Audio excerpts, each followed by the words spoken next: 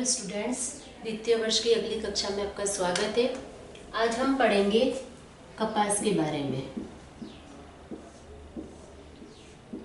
जो कि मैंने बताया था, आपको बताया है।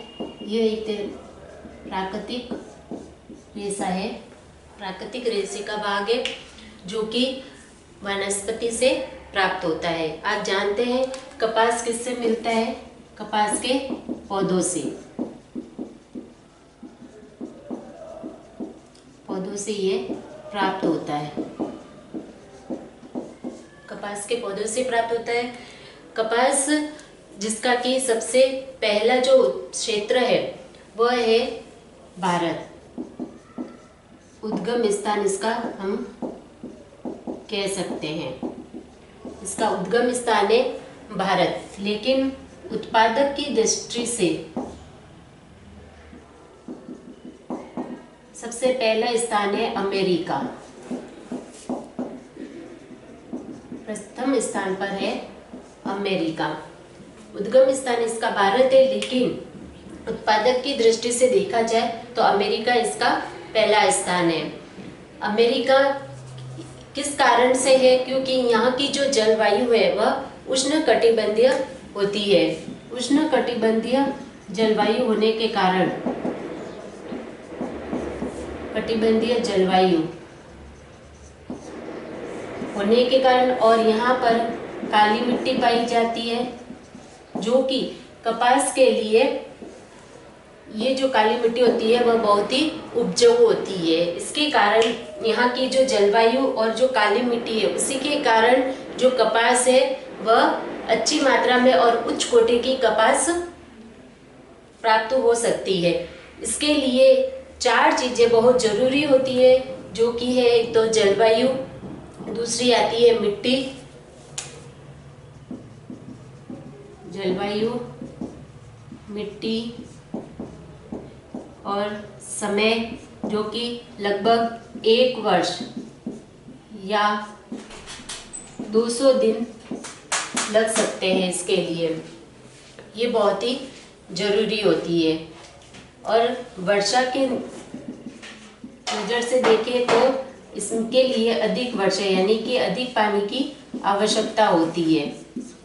यानी कि ये 4 बिंदु है जो कि कपास के लिए बहुत ही उपयोगी माने गए हैं। और ये सारी जो बिंदु है वह हमें अच्छी मात्रा में कहाँ पे? अमेरिका में प्राप्त होते हैं। यहाँ का जो वातावरण है वह कपास के लिए एकदम उपजाऊ और अनुकूल होता है। इसलिए सबसे अधिक मात्रा और उच्च कोटि की कपास हमें अमेरिका से प्राप्त होती है। फिर आती है इसकी निर्माण विधि।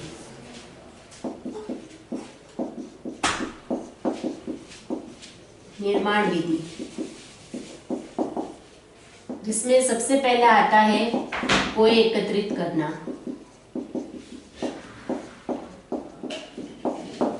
यह एक तरह से कह सकते हैं कि ये कौन सा है? बीज वाला रेशा है। मैंने आपको प्राकृतिक रेशों में 3 रेशे बताए थे, बीज वाला, तने वाला, उसी में से और पत्ती वाला। इन तीनों में से बीज वाला रेशा कहलाता है कपास का। कपास के जो पौधे होते हैं उसमें एक तरह के बीज फूल लगते हैं, उन फूलों में बीज लगते हैं।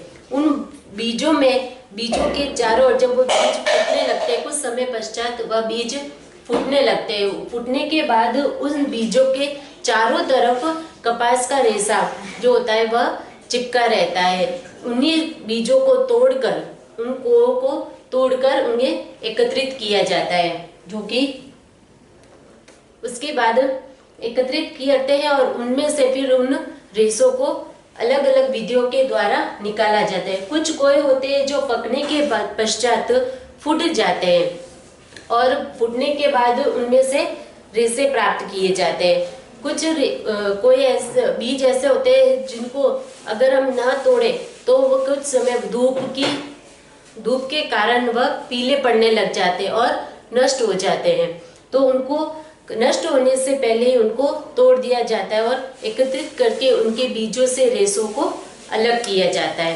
फिर सेकंड आता है ओटनी। ओटनी इसके द्वारा बीजों को और रेशों को, बीजों में से रेशों को अलग किया जाता है, जो कि 3 तरह से होती है। एक तो हाथ ओटनी, सेकंड आती है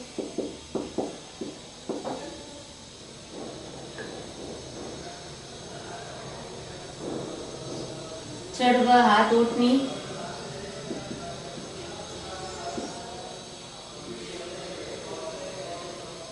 और तीसरी आती है मशीनी।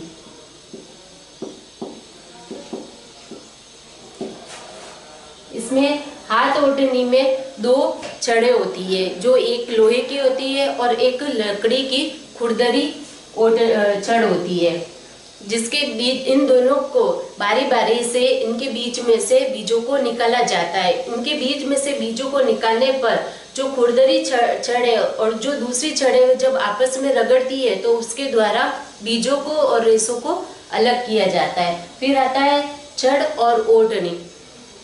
इसमें जो छड़ होती है वह लोहे की होती है, लेकिन ओटनी एक पाटिये नुमा, जिसको कह सकते हैं साधन होता है, जो कि लकड़ी का होता है, जिसके ऊपर बीजों को रखा जाता है। कोई जो एकत्रित किए उनको को रखा जाता है और उसके ऊपर से दोनों हाथों से प्रेस करके उस छड़ के द्वारा बीजों को और रेशों को अलग किया जा सकता है। जैसे कि हम चकले के ऊपर बेलन घुमाते हैं, उसी तरह। फिर आती है मशीनी ओटनी, जिसमें गिनिंग मशीन के द्वारा ओटनी की विधि पूरी की जाती है। इसमें 2 बड़े बड़े पार्टियां लगे होते हैं, जिसके दोनों में से के बीच में से बीजों को निकाला जाता है। इस तरह ये ओटनी विधि 3 तरीकों से पूरी की जाती है। ओटनी के बाद आता है गांठे बनाना। ओटनी विधि के बाद जो रेशे हमें प्राप्त होते हैं, उन रेशों से गांठे बनाई जाती है। गांठे बनाने में अलग अलग जितने भी रेशे प्राप्त होते हैं, उन सब रेशों को अलग अलग तरीके से उनमें गांठे बांध दी जाती है। फिर इन गांठों को गांठे बनाने के बाद इन गांठों को बोरी में भरा जाता है और फिर उसके बाद उसको मिलों में पहुंचाया जाता है।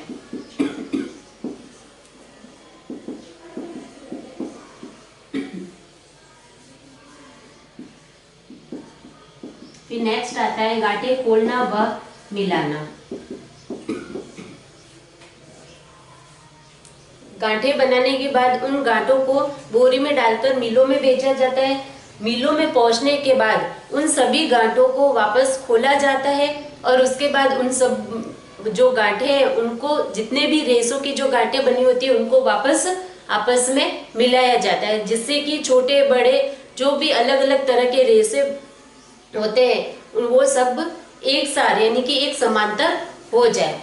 उसके बाद नेक्स्ट आता है ये होने के गांठे मिलने के बाद फिर उनकी धुनाई की जाती है। धुनाई यानी कि उनकी सफाई की जाती है। जब गांठे बांधी जाती है, बांधकर उन गांठों को मिलों तक पहुंचाया जाता है और उनको मिलों तक पहुंचाने के बाद जब उनको खोलकर मिलाया जाता है, इस प्रक्रिया के दौरान उन गांठों में कई तरह की अशुद्धियां हैं, पत्थर, धूल के कण वगैरह वो सब मिल जाते हैं। तो उन सब धूल के कण या अव्यवस्थित या अजरूरी जो सामान उसमें मिक्स हो जाता है, उनको हटाने के लिए, अशुद्धियों को हटाने के लिए उसकी धुनाई की जाती है। धुनाई करने के पश्चात उन रेशों की कंघी की जाती है।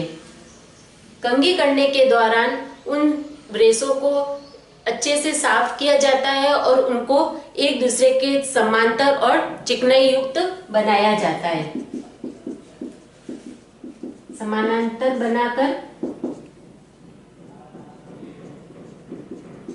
चिकनाई युक्त किया जाता है, या कह सकते हैं हम मुलायम बनाया जाता है। वो सब किया जाता है कंघी के दौरान। फिर उसके बाद कंघी करने के पश्चात उनकी पुली बनाई जाती है। पुली बनाई जाती है। पुली बनाना यानी कि उन सभी रेशों को आपस में मिलाकर उनकी अलग अलग छोटी छोटी पुलियां बनाई जाती है, यानी कि उनको बांधकर आगे की प्रक्रिया के लिए तैयार किया जाता है। पुली बनाने के बाद उनकी कताई की जाती है।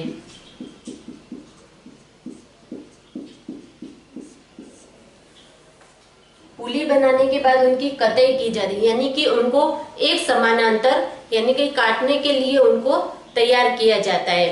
कताई करने के दौरान उनके जो छोटे बड़े जो रेशे होते हैं उनको एक समानांतर बनाया जाता है, ताकि जो आगे जो उनको वस्त्र बनाने के लिए तैयार किया जाता है तो वस्त्र अच्छे स्वस्थ अच्छे सफाई वाले और उपयोगी आने के उपयोग में बन सके, उसके लिए बनाया जाता है। कताई करने के बाद इनकी बुनाई की जाती है।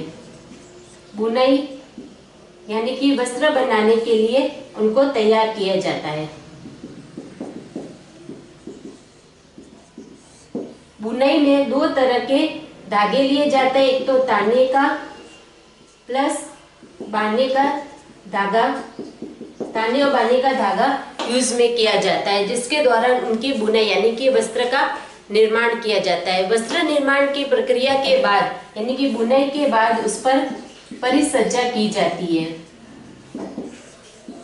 परिसज्जा यानी कि उस पे कई तरह के हाथ के कढ़ाई के कार्य किए जाते हैं, उनको सजाया जाता है वस्त्रों को, ताकि वह दिखने में सुंदर लगे। और कुछ इसके दौरान भी उनके अलावा उसमें कुछ अशुद्धि है या कुछ कह सके कमी रह जाती है, तो उनको पूरा करने के लिए उनमें परिसज्जा की जाती है, जिससे कि कपड़े अच्छे अत्यधिक सुंदर चिकने नरम मुलायम दिखे।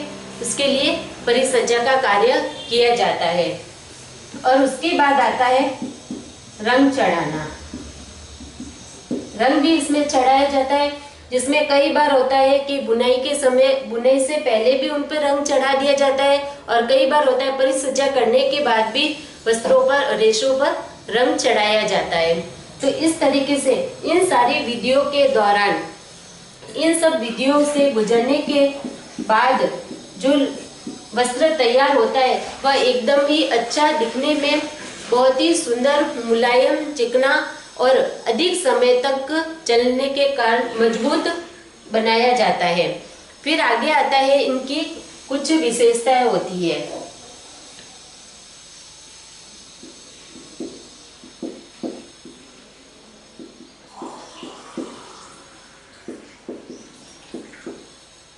कपास की विशेषता जो कि दो तरह की होती है। पहली आती है भौतिक विशेषता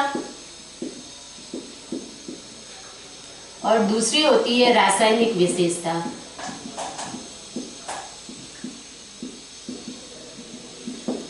जिसमें कि भौतिक विशेषता के अंतर्गत उनका संगठन, उनकी बनावट, उनकी मजबूती का कारण, ये सारे आते हैं भौतिक कारणों में। और दूसरे रासायनिक विशेषता यानी कि रसायन वैज्ञानिकों के तरीके से रासायनिक पदार्थों का उनपे क्या क्या इफेक्ट पड़ता है वह, यानी कि रसायन तरीके से उनमें कौन कौन से गुण उपस्थित है, ये दो तरह की उसकी अपनी अलग विशेषता होती है। जिसमें कि भौतिक विशेषता में सबसे पहले आता है संगठन। जैसा कि मैंने आपको बता चुकी हूँ कि जो प्राकृतिक रेशे होते हैं वह अधिक से अधिक मात्रा में सेलुलोज पदार्थ से बने होते हैं, जिसमें कि कार्बन, हाइड्रोजन और ऑक्सीजन, ये तीन जो अणु होते हैं वह उपस्थित होते हैं, और उन्हीं के कारण वह वस्त्र का निर्माण होता है और उनकी उपस्थिति उन वस्त्रों में होती है, जो कि अत्यधिक मात्रा में बनाए जाते हैं।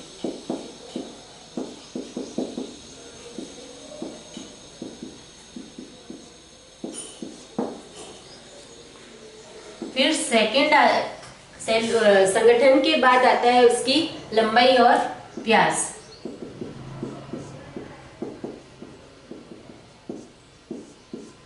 जो कि मैंने आपको बता चुकी हूँ कि लंबाई करने के लिए उनकी कताई की जाती है कि जो कपास के रेशे होते हैं उनमें से उनको छोटे रेशों को अलग कर दिया जाता है।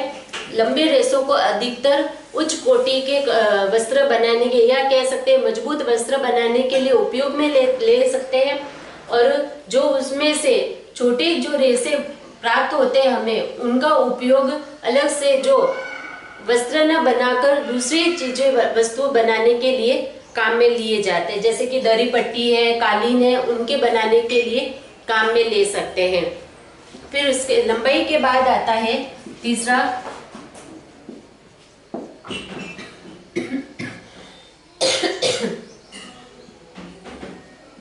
अणुवीक्षणीय, जिसमें कि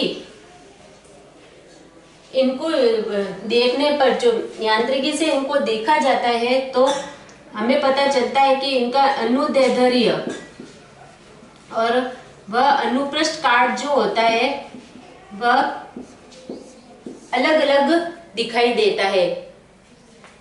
जिसमें कि मैंने आपको बताया है कि जो कपास होता है उनके जो बीज होते हैं वह एक नली के नुमा आकृति के दिखाई जाते हैं। इस नली में सीट नामक पदार्थ भरा होता है। जब मैंने आपको बताया है कि ये कोए जब सूख जाते हैं या कुछ समय पश्चात जब पड़े रहते हैं, पक जाते हैं, पकने के बाद जब इनका उपयोग नहीं किया जाता है तो इनमें से ये जो पदार्थ है वह सूख जाता है। सूखने के बाद ये पदार्थ की जो नली होती है वह आपस एकदम चपटी बन जाती है। चपटी बनते ही इस नली में बहुत सारी ऐंठन पड़ जाती है। इस ऐंठन के कारण जितनी ज्यादा इसमें ऐंठन पड़ती है वह उतना ही मजबूत बनने लग जाता है। तो इसका यह अणुवीक्षणीय प्रभाव होता है, जिसके कारण इनका अनुदैर्ध्य और अनुप्रस्थ यानी कि देखने पर ये अलग अलग दिखाई देते हैं। फिर आता है इसमें चौथा पॉइंट, रंग व चमक। रंग और चमक, जो कि इसमें कपास का रंग जो होता है वह पहले देखने पर सफेद होता है, जैसे में इनमें सफेद फूल उगते हैं, लेकिन कुछ समय पश्चात धूप के कारण इनके फूलों का रंग धीरे धीरे पीले पड़ने लग जाते हैं और इनमें चमक का जो होता है वह बहुत अभाव होता है। फिर आता है पट्यास्थता का गुण।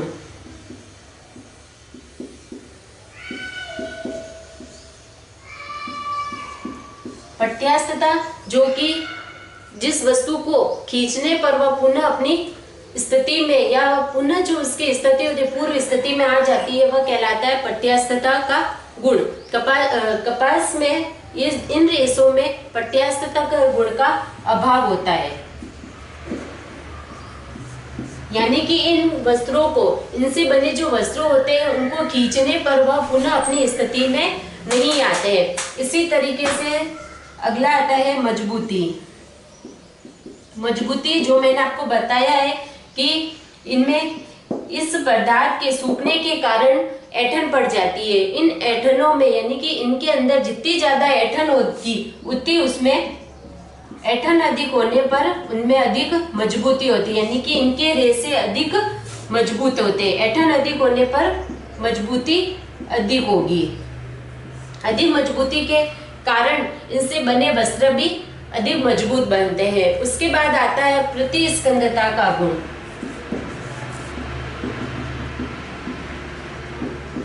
प्रतिस्कंदता का गुण, ये भी पट्यास्थता के जैसा होता है। इसमें भी कपास में इसका अभाव होता है। प्रतिस्कंदता का गुण का भी अभाव होता है, जिसके कारण ये जो वस्त्र होते हैं वह न तो खींचे जा सकते हैं न सिकुड़े जा सकते हैं, यानी कि वह केवल अपनी ही स्थिति में बने रहते हैं। प्रतिस्कंदता के बाद आता है स्कंद प्रतिरोधकता।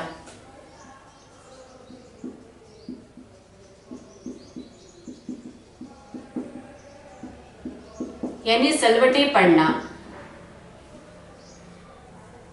स्कंद प्रतिरोधकता, सलवटे पड़ना। स्कंद प्रतिरोधकता का भी इसमें अभाव होता है, जो कि इसमें इनको प्रेस करने की जरूरत पड़ती है।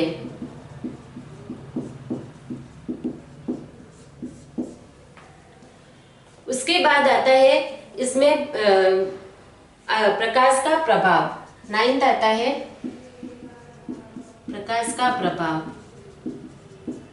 प्रकाश के कारण ये वस्त्र बहुत ही जल्दी खराब हो जाते हैं। अत्यधिक धूप या हम कह सकते हैं प्रकाश में रखने पर इन वस्त्रों पर सीधा सा बहुत ही जल्दी असर पड़ता है और ये कुछ पीले पड़ने लग जाते हैं। फिर आता है ताप संवर्धकता।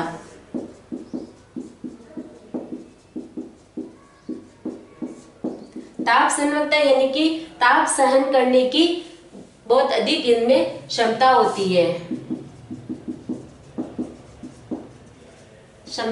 ताप सहन करने की, यानी कि इनको गरम गरम उबले पानी में भी डालकर धोया जाता है तो ये कपड़े खराब नहीं होते। फिर आती है इनमें रगड़ का प्रभाव।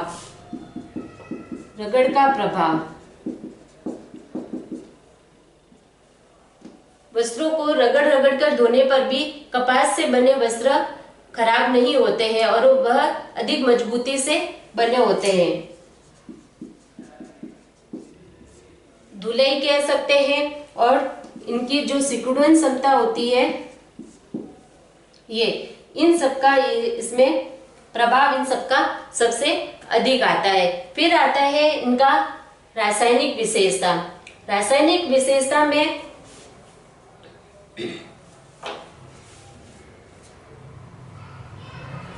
रासायनिक जो विशेषता होती है जैसे कि जिसमें आता है अम्ल और सार है। फिर है विरंजन आता है, पसीने का प्रभाव आता है और रंगों का प्रभाव और रंगों का प्रभाव, ये सारा आता है आपके रासायनिक विशेषता में।